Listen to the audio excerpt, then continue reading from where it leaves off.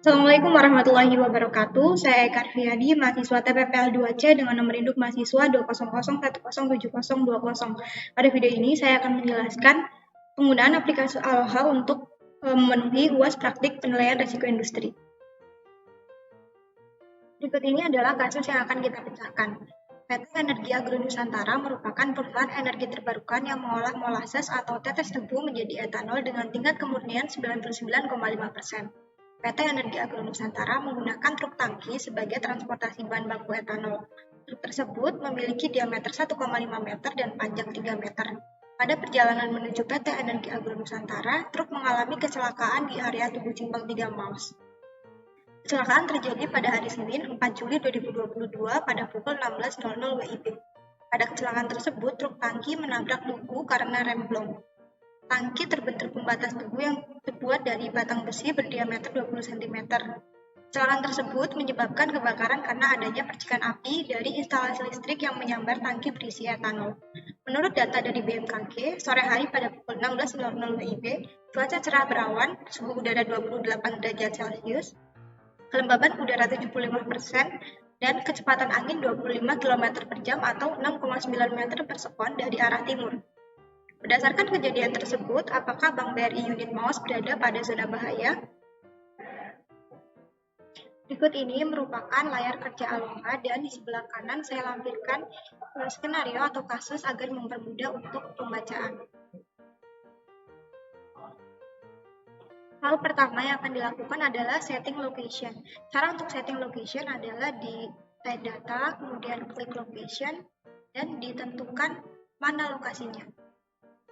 Di sini saya memilih Tugu Simpang 3 Maus, Indonesia. Setelah itu di-select, akan tertulis di sini Tugu Simpang 3 Maus, Indonesia. Selanjutnya memilih tipe bangunan atau building type, sama desain data, kemudian klik building type. Setelah itu saya memilih single story building. Setelah itu oke. Langkah selanjutnya yaitu menentukan date dan time. Sama desain data, kemudian klik date dan time.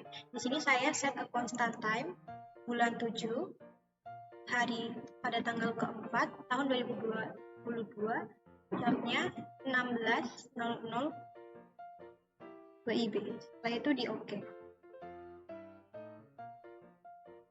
Selanjutnya ke setup dan chemical atau bahan kimia. Di sini saya menggunakan bahan kimianya yaitu etanol, jadi mencari etanol terlebih dahulu. Baik, di sini ada etanol, diklik terlebih dahulu, setelah itu di-select.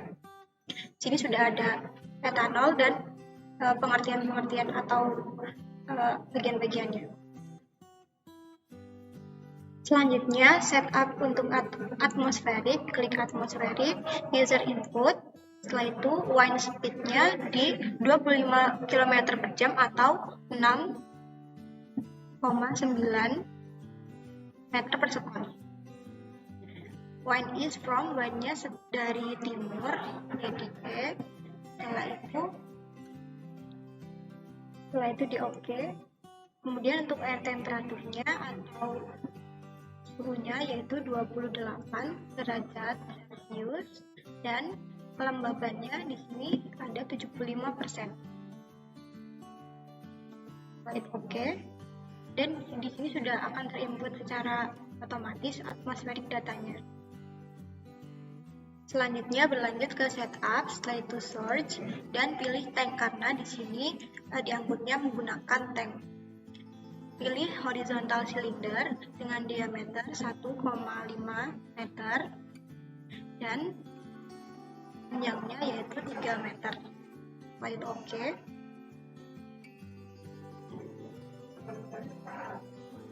Kemudian enter state of chemical yaitu tank contains liquid karena etanol dalam bentuk liquid.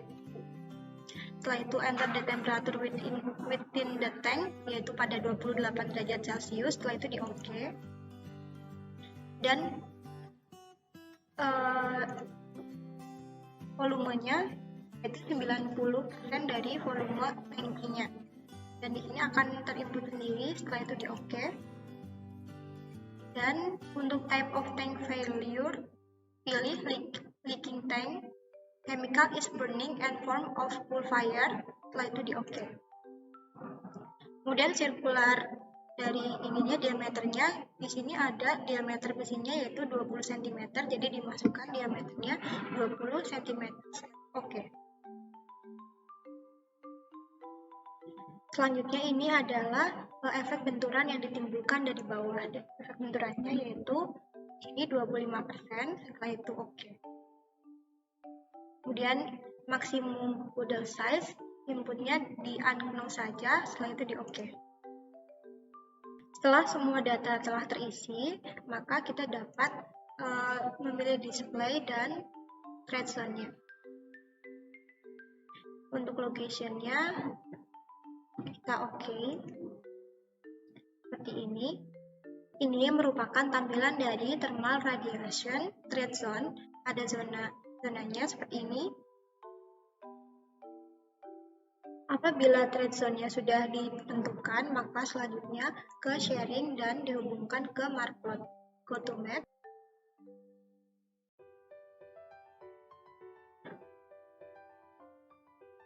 Untuk mencari lokasinya adalah diklik ini, kemudian klik address, dan diklik daerah yang ingin ditentukan. Itu di sini saya klik mouse, Central Java, kemudian find,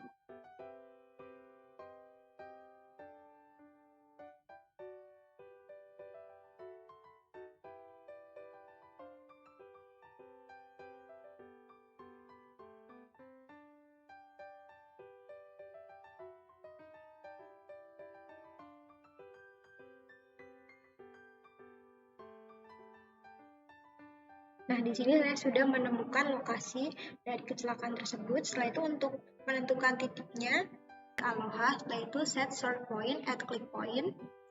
Setelah itu diklik di sini. Nah, tampilannya akan jadi seperti ini. Baik, jadi ini adalah tugu simpang 3 Maos, dan di depan tugu simpang 3 Maos terdapat Bank BRI unit Maos. Setelah diketahui thread zone-nya, kita dapat mengidentifikasi apakah Bank BRI unit Maos berada pada zona bahaya atau tidak. Pada thread zone ini terdapat 3 zona, yaitu zona merah, zona oranye, dan zona kuning. Masing-masing warna mengindikasikan paparan yang berbeda-beda dari tiap warnanya. Pada zona merah menandakan dapat terjadi kematian pada 60 detik. Sedangkan warna oranye menunjukkan bahwa zona tersebut dapat terbakar pada 60 detik. Dan warna kuning menunjukkan bahwa pada zona tersebut dapat menimbulkan cedera atau bahaya pada 60 detik. Jadi, menurut identifikasi dari aplikasi Aloha yang sudah dihubungkan dengan aplikasi Markplot ini, menunjukkan bahwa Bank BRI unit Maos ini sudah terkena dari zona merah, zona oranye, dan zona kuning. Di bagian depan, BRI unit Maos berada pada zona merah. Bagian tengah Bank BRI unit Maos berada pada zona oranye, dan sebagian besar Bank BRI unit Maos dan bagian belakangnya itu berada pada zona kuning. Jadi kesimpulannya adalah Bank BRI unit Maos di bagian belakang tergolong ke dalam zona bahaya berwarna kuning. Bank BRI unit Maos bagian tengah tergolong dalam zona bahaya berwarna merah, dan bagian depannya terpapar berwarna merah atau berada pada zona bahaya yang berwarna merah.